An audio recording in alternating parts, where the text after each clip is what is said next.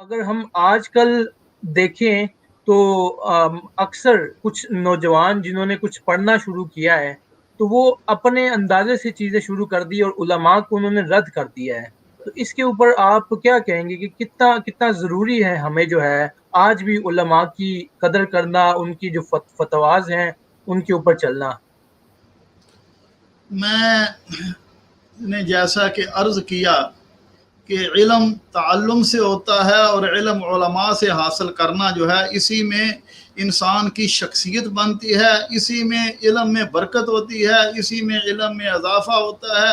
اور جو علم علماء سے حاصل کیا جائے اس علم میں اخلاص بھی ہوتا ہے، اس میں تقوی، للہیت اور پرہیزگاری بھی ہوتی ہے. میں اختصار کے طور پر آپ کو بتاؤں کہ میری جب حضرت مولانا محی الدین لکھوی رحمۃ اللہ علیہ سے ملاقات ہوئی تو میں چھوٹی 8ویں کلاس میں پڑھتا تھا جب مولانا سے میری ملاقات ہوئی. وہ ہمارے قصبہ قلعہ دیدار سنگھ میں تشریف لائے، اور اس کے بعد وہ ہمارے قصبہ کے ساتھ ہی ایک گاؤں ہے ابو چک، وہاں ان کا درس تھا. وہاں میں بھی گیا، فجر کے بعد انہوں نے درس دیا، لوگوں نے درس سنا. وہاں مجھے ایک بات یاد آئی کہ مولانا نے جب درس سے فارغ ہوئے تو ایک بزرگ بوڑھے آدمی اٹھ کے کہتے ہیں، مولوی صاحب دعا کرو اللہ مینو مسلمان بنا لے، اللہ تعالیٰ مجھے مسلمان بنا لے.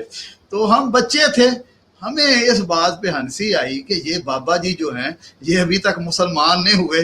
اب سمجھ آتی ہے کہ نہیں، انہوں نے جو بات کہی وہ بالکل صحیح کہی. اصل میں مسلمان بننا ہی بڑا مشکل ہے، مسلمان بننا بڑا مشکل ہے، اتنا آسان نہیں ہے.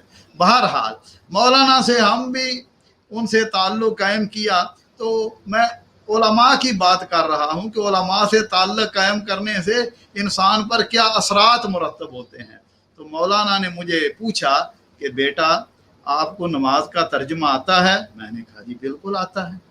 تو کہنے لگے اچھا بیٹا میں تمہیں نصیحت کرتا ہوں کہ نماز کو سوچ سمجھ کر، ترجمے کے ساتھ سوچ سمجھ کر پڑھا کرو. اور دوسری بات، چلتے پھرتے اٹھتے بیٹھتے اللہ کو یاد کیا کرو، اللہ کا ذکر کیا کرو. تو یہ چیزیں صرف آپ کو کتابوں سے نہیں ملیں گی، علماء سے ملیں گی. اور دوسری بات یہ ہے کہ جب آپ علماء کے ساتھ، اہل اللہ کے ساتھ جو اللہ والے ہیں تعلق رکھیں گے تو جو تاثیر اللہ نے ان کی زبانوں میں رکھی ہے اس کے آپ کی شخصیت پر اثرات مرتب ہوں گے. کیوں کہ کتاب سے وہ اثرات مرتب نہیں ہوتے جو علماء کی تاثیر سے. میں آپ کو اختصار کے ایک اور واقعہ بیان کروں. حضرت مولانا محی الدین لکھوی رحمۃ اللہ علیہ، میں ان کے پاس کئی مرتبہ گیا، اس کے بعد ان کے گاؤں میں بھی اور کئی جگہ جہاں وہ جمعہ کے لیے آتے مجھے پتہ چلتا تو میں ان کے پیچھے جمعہ پڑھتا جا کے. اور اگر کہیں وہ رہتے رات کو تو میں رات کو بھی رہتا اور فجر کا درس اگلے دن سن کے آتا. پرانے دور کے علماء آج کل کے علماء کی طرح نہیں تھے، نہ ہی ان کے پاس گاڑیاں تھیں. وہ اگر کسی جگہ انہوں نے جمعہ پڑھانا ہوتا تھا نا تو وہ جمعہ بھی پڑھاتے، اگلے اسی شام کا اور عشاء کا درس بھی دیتے، اگلے دن فجر کا درس دے کے پھر وہاں سے نکلتے تھے. کیونکہ کنوینس کا بندوبست نہیں ہوتا تھا، اس لیے وہ لوگ بھی ان سے استفادہ کرتے. تو میں عرض کر رہا تھا کہ مولانا محی الدین لکھوی رحمۃ اللہ علیہ کے پیچھے کئی دفعہ فجر کی نماز کا بھی اتفاق ہوا. اور عزیزم محمد سلمان صاحب، آپ یقین فرمائیں ان کے پیچھے نماز پڑھنے سے کئی دن تک طبیعت پر اثرات مرتب ہوتے ہیں. یہ علماء کی محبت اور علماء کے ساتھ تعلق کی وجہ سے ہوتے ہیں. تو آج بھی جب آپ علماء کے پاس جائیں گے تو انشاءاللہ وہ آپ کو دین بھی سکھائیں گے، اخلاق بھی سکھائیں گے، اور آپ کے لیے دعائیں بھی کریں گے. یہ دعا جو ہے یہ کتاب سے نہیں ملتی، یہ اللہ والوں سے ملتی ہے. جب وہ آپ کے لیے دعا کریں گے تو پتہ نہیں پھر انشاءاللہ اللہ ذوالجلال آپ کی دنیا بھی سنوار دے گا اور آخرت بھی سنوار دے گا، اور آپ کو پختہ علم ملے گا، اللہ دین پر بھی استقامت عطا فرما دیں گے.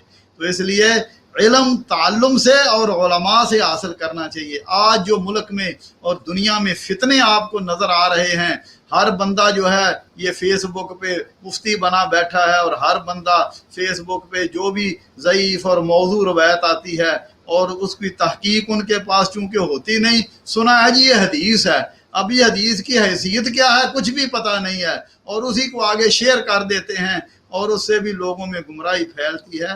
اس لیے انسان کو بات کرنے پہ سوچنا چاہیے، اور جو بھی حدیث آئے اور اس کو پتہ چلے پہلے علماء سے تصدیق کرے، اس کے بعد اس کو آگے پھیلائے، پھر تو اجر و ثواب ہے.